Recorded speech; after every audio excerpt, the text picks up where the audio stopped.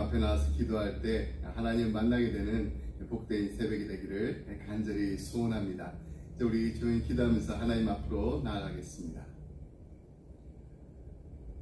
사랑하는 풍성하신 하나님 아버지, 감사합니다. 우리의 기도를 들으실 뿐만 아니라 들어 응답하시는 살아계신 하나님, 역사하시는 하나님, 우리와 함께 하시는 하나님이 우리의 아버지 되심을 감사드립니다. 하나님, 오늘도 하나님 앞에 간절한 마음으로 부르짖으며 하나님 앞에 나올 때 하나님을 만나게 되는 기쁨이 넘치게 하여 주시옵소서. 하나님, 이 자리에 우리와 함께 하시오니 하나님을 만날 뿐만 아니라 하나님의 음성을 듣게 되는, 그리고 하나님의 터치하심이 있는 은혜의 자리가 되게 하여 주옵소서. 감사드림의 모든 말씀 예수님의 이름으로 기도드립니다. 아멘. 우리 찬송가 함께 부르겠습니다. 찬송가 419장입니다. 주 날개 및 내가 편안히 쉬네.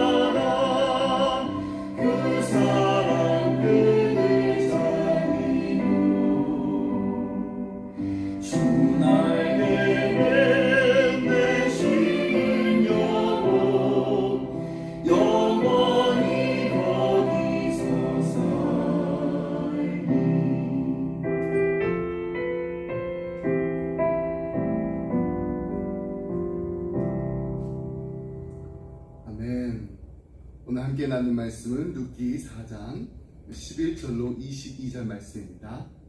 룻기 4장 11절로 22절 말씀, 우리 말씀 함께 읽겠습니다. 성문에 있는 모든 백성과 장로들이 이르되 우리가 증인이 되나니 여호와께서 내 집에 들어가는 여인으로 이스라엘의 집을 세운 라헬과 레아 두 사람과 같게 하시고 내가 에브랄에서 유력하고 베들레헴에서 유명하게 하시기를 원하며 여호와께서 이 젊은 여자로 말미암아 내게 상속자를 주사 내 집이 다말이 유다에게 낳아준 베레스의 집과 같게 하시기를 원하노라 하니라. 이에 보아스가 룻을 맞이하여 아내로 삼고 그에게 들어갔더니 여호와께서 그에게 임신하게 하심으로 그가 아들을 낳은지라.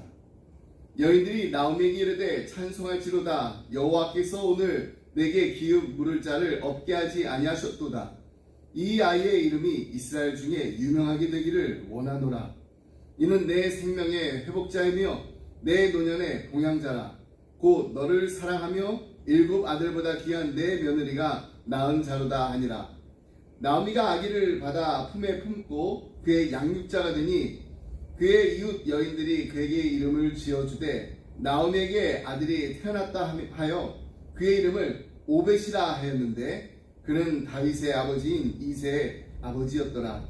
베레스의 계보는 이러하니라. 베레스는 헤스론을 낳고 헤스론은 남을 낳고 남은 암미나답을 낳았고 암미나답은 나손을 낳았고 나손은 살몬을 낳았고 살몬은 보아스를 낳았고 보아스는 오벳을 낳았고 오벳은 이새를 낳고 이새는 다윗을 낳았더라. 아멘.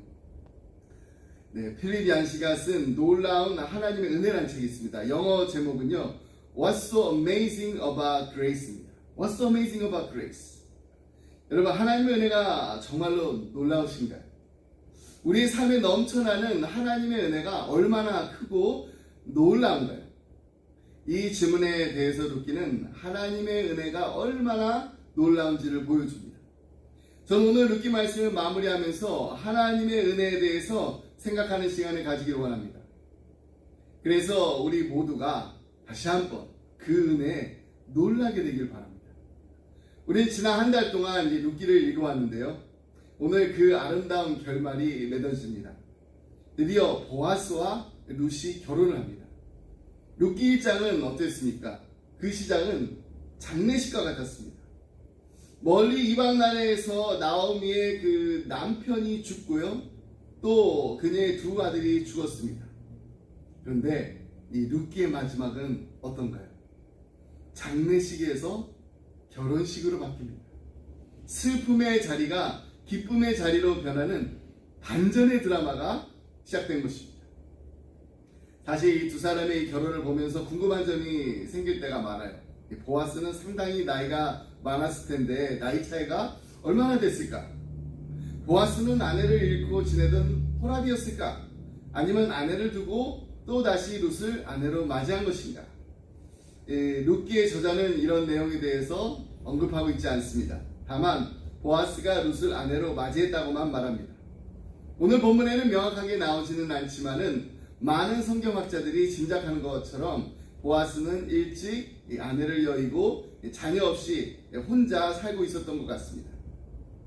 이렇게 결혼한 이 보아스와 룻에게 더 기쁜 일이 생겼어요. 룻이 임신하게 된 것입니다. 아이가 생겼습니다. 13절 말씀 보겠습니다. 이에 보아스가 룻을 맞이하여 아내로 삼고 그에게 들어갔더니 여호와께서 그에게 임신하게 하심으로 그가 아들을 낳은지라. 룻기 저자는 하나님께서 일을 하셨다라고 말하고 있습니다. 보아스가 룻을 맞이해 아내로 삼고 그에게 들어갔더니 여호와께서 그에게 임신하게 하셨다 했습니다. 하나님의 간섭하심, 하나님께서 하신 일임을 분명히 밝히고 있습니다. 룻은 모압에서 말론과 결혼을 했어요. 근데 그때는 아이가 없었습니다. 하지만 이제 하나님께서 그녀에게 아들을 허락하셨습니다. 룻의 헌신된 사랑과 순종에 대한 결실을 맺게 된 것입니다. 이에 베들레헴 마을의 여인들이 하나님을 찬양하면서 나오미를 축복합니다. 이 여인들은 나오미가 모압에서 베들레헴을 돌아왔을 때 나오미의 그 비참한 모습을 보고 놀라워했습니다. 근데 이제는 나오미의 완전히 바뀐 지금 형편을 보고 함께 기뻐하고 있습니다. 나오미에게 상속자를 주신 하나님을 찬양하고 있습니다. 진심으로 나오미를 축복하고 있는 것입니다. 14절로 15절 말씀 함께 보겠습니다. 여인들이 나오미에게 이르되 찬송할지로다. 여호와께서 오늘 내게 기업 물을 자가 없게 하지 아니하셨도다. 이 아이의 이름이 이스라엘 중에 유명하게 되기를 원하노라. 이는 내 생명의 회복자이며 내 노년의 봉양자라. 곧 너를 사랑하며 7 아들보다 귀한 내 며느리가 낳은 자로다 하니라. 여인들은 하나님의 은혜를 찬양하면서 이 아이가 나오미의 삶에 무엇을 의미하는가를 말해주고 있습니다. 이 아이는 끊어져 버린 나오미 집안의 대를 이어줄 것입니다. 또한 늙은 나오미를 보살펴 줄 것입니다. 쉽게 말해 미래에 대해서 어떤 소망도 없이 그냥 텅 비어 있었던 나오미의 삶이 이제 이 아이로 인해서 소망으로 가득 차게 되었다는 것입니다. 또한 여인들은 룻을 두고 7 아들보다 귀한 며느리라고 합니다. 7 아들보다 귀한 며느리. 7 아들이 부럽지 않은 복덩이 며느리라는 것입니다. 7이라는 것은 상징적으로 완전한 최고의 의미를 가지고 있습니다. 그래서 7 아들이란 말은 이 땅에서 부모가 얻을 수 있는 최고의 축복을 상징하는데, 며느리 룻은 그보다 더 큰 축복이라는 것입니다. 나오미에게 룻은 다른 어떤 것과 비교할 수 없는 놀라운 축복이었습니다. 복덩이 며느리 룻은 나오미에게 아기를 안겨줍니다. 16절에 보면 나오미는 룻이 낳은 그 아기를 받아 그의 양육자가 됩니다. 특별히 여기서 아기라는 단어, 이 아기라는 단어는요 룻기에서 2번 나옵니다. 그런데 1장 5절에 보면은 이 나오미의 2 아들이 죽었다고 기록했을 때 아들로 번역된 단어입니다. 그리고 그 단어가 여기에서는요 아기로 번역되었습니다. 1장에서 어미보다 먼저 죽어서 어미의 마음을 정말 아프게 하고 슬프게 했던 아이, 근데 이제 4장에 와서는 기쁨과 회복을 주는 아이가 태어난 것입니다. 아이의 죽음으로 시작된 룻기는 아이의 출생으로 마무리되고 있습니다. 마을의 여인들은 이 아이의 이름을 지어줍니다. 오벳이라는 이름인데 섬기는 자, 종이라는 뜻입니다. 이 오벳이라는 아이가 바로 다윗의 아버지인 이새의 아버지입니다. 다시 말해서 다윗의 할아버지입니다. 어떻게 보면 평범보다 못한 집안에서 왕의 할아버지가 나온 것입니다. 그리고 이어서 족보가 나오는데 5절에 걸쳐서 10명의 이름이 기록되어 있습니다. 베레스로부터 시작된 족보는 보아스와 룻을 통해서 이스라엘의 위대한 왕인 다윗에까지 이르게 됩니다. 이렇게 룻기가 끝이 납니다. 오늘 본문에서 뿐만 아니라 이 룻기 전체를 보게 되면 분명히 나타나는 것이 있습니다. 그것은 바로 하나님께서 이 모든 일을 주관하고 인도하셨다는 것입니다. 하나님은 모압 여자 룻에게 은혜를 베풀어 주셨습니다. 이방인 룻을 이스라엘 나라에 들어갈 수 있게 하셨고 또 보아스를 만나게 해주셨습니다. 뿐만 아니라 그녀에게 아들을 주셨습니다. 하나님이 엄청난 은혜를 그녀에게 주셨던 것입니다. 또한 과부되었던 나오미는 어땠습니까? 얼마 전까지만 해도 나오미는요 정말 비참한 상태에 있었습니다. 사람들이 베들레헴으로 돌아온 나오미를 보고서 깜짝 놀랐습니다. 그녀의 모습이 사람을 놀라게 했던 것입니다. 이 사람이 정말 나오미인가? 라는 말을 들었습니다. 근데 이제 나오미는 여인들이 부르는 그 찬양이 되었습니다. 여인들이 하나님이 나오미에게 하신 그 일을 노래하면서 나오미를 축복하고 있습니다. 자기를 즐거움이라는 뜻의 그 나오미라고 부르지 말고 괴로움이라는 뜻의 마라라고 부르고 했던 여인이 이제는 크게 웃으며 즐거워하고 있습니다.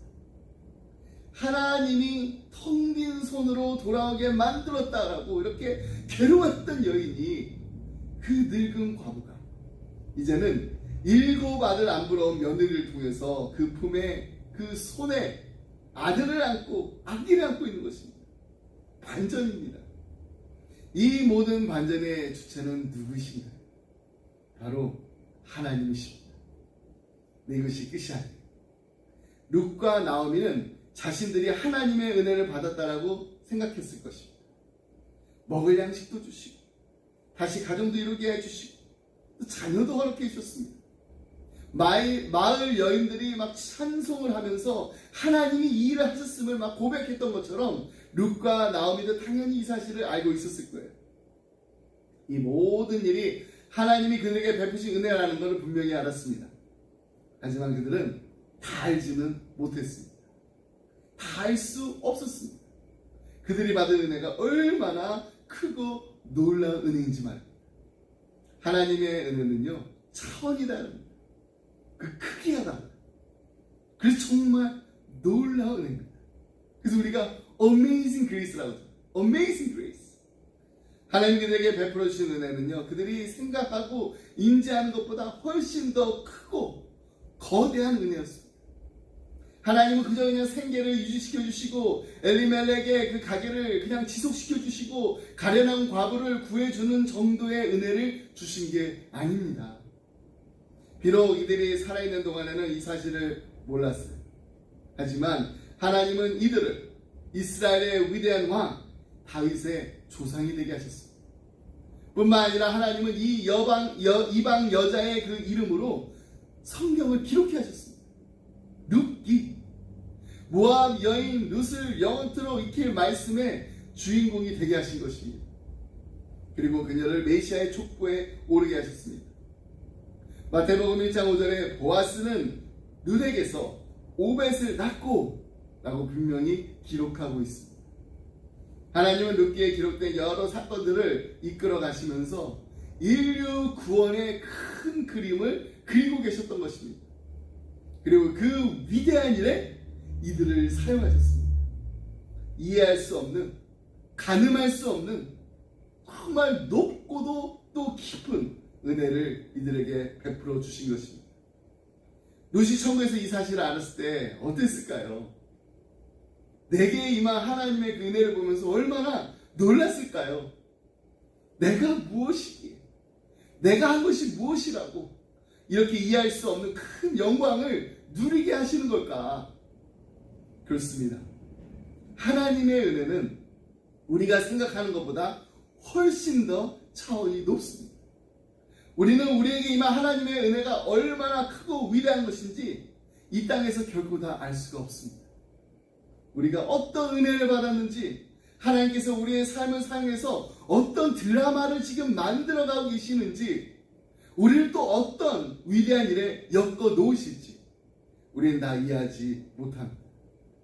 우리를 통해 어떤 일을 이루실지 우리는 다 알 수가 없습니다. 하나님은 때로는 고난을 사용하셔서 우리의 인생을 걸작으로 만드시는 분입니다. 이것이 룻기가 말하고 있는 하나님입니다. 그러므로 고난이 찾아올 때 두려워하지 마시길 바랍니다. 두려워하지 말고 기대하시길 바랍니다. 하나님이 우리의 인생에 행하실 크고 놀라운 일을 기대하며 기다리며 기도하시길 바랍니다. 하나님의 은혜는 우리가 생각하는 것보다 훨씬 더 크고 놀랍습니다. 그래서 훗날 우리가 온전한 그 모습으로 주님을 만나고 하나님의 은혜를 더 분명히 알게 되고 또 보는 날이 되면은 정말 크게 놀라게 될 것입니다. 내게 임한 하나님의 은혜가 이렇게 놀라운 것이었다니 감탄하게 될 것입니다. 지금 우리는 그 은혜의 크기와 넓이와 높이와 깊이를 다 가늠할 수는 없습니다. 아니, 사실 잘 모릅니다. 하나님께서 내 인생을 통해 어떤 위대한 일을 이루실지, 어떤 은혜의 드라마를 써 내려가실지 우리 알 수 없습니다. 우리가 받았고 또 누리고 있는 이 은혜가, 그리고 앞으로 영원히 누리게 될 그 은혜가 얼마나 놀라운지 지금은 다 이해할 수가 없습니다. 그러므로 날마다 하나님의 은혜를 깊이 생각하시길 바랍니다. 하나님의 은혜, Amazing Grace. 그러면 그 은혜가 우리의 인생을 새롭게 할 줄 믿습니다. 말씀했습니다. 떠돌이 댐장이의 그 아들로 태어났습니다. 빈민촌에서 자란 아이가 있어요. 너무나도 가난해서 정말 굶기를 밥 먹듯이 하면서 자란 아이였습니다. 근데 훗날 그 아이가 하나님을 알고 나서 열심히 책을 읽으면서 꿈을 키웁니다. 고난 속에서 낙심하지 않았습니다. 하나님을 바라봤습니다. 마침내 그는 훗날 존 밀턴과 함께 영국에서 가장 위대한 작가라는 칭호를 받게 됩니다. 그가 바로 우리가 너무나도 잘 알고 있는 철로 역정의 작가 존 버넷입니다. 그는 한창 때 33살에 억울하게 감옥에 갇힙니다. 12년을 살았습니다. 당신은 지금처럼 이렇게 수명이 긴 때가 아니에요. 그는 인생의 가장 중요한 시기인 33살에서 45살까지 감옥에서 보냈습니다. 그러나 감옥에서 이 부의 명작 철로 역정을 썼습니다. 그는 훗날 자서전에서 이렇게 얘기합니다. 나는 그렇게 목마르게 찾아다니던 보물을 고통의 감옥 안에서 비로소 찾을 수 있었다. 여러분 혹시 고난 중에 있습니까? 아무도 모르게 눈물 흘리고 계시나요? 육신적으로, 영적으로, 정신적으로, 또 경제적으로 너무나도 힘드신가요? 자녀와의 그 갈등 때문에, 또 사람들과의 그 관계 때문에 마음 아파하고 계시지는 않으신지요? 그렇다면 지금 눈을 들어 우리를 지켜보고 계시는 하나님을 바라보시기 바랍니다. 그래서 지금도 고난이라는 그 붓을 사용해서 작품을 만들어가 계시는 그 하나님을 발견하시기 바랍니다. 그 하나님을 만나시기 바랍니다. 인생의 고난이 찾아올 때마다 하나님은 우리를 다듬으십니다. 하나님과 더불어 우리 남은 인생을 승리하는 인생으로 사시기를 간절히 소원합니다. 룻기가 찬양으로 끝났던 것처럼 우리 모두 함께 하나님의 그 놀라우심을, 크고 놀라우신 그 하나님의 은혜를 함께 찬양하며 올려드리는 하나님의 사랑받는 자녀들이 다 되시기를 주님의 이름으로 축복합니다. 기도하겠습니다. 하나님 아버지 감사합니다. 나를 지으신 이가 하나님, 나를 부르신 이가 하나님, 나를 보내신 이도 하나님, 나의 나된 것은 다 하나님의 은혜라. 우리의 입술을 열어서 찬양하게 하시니 감사합니다.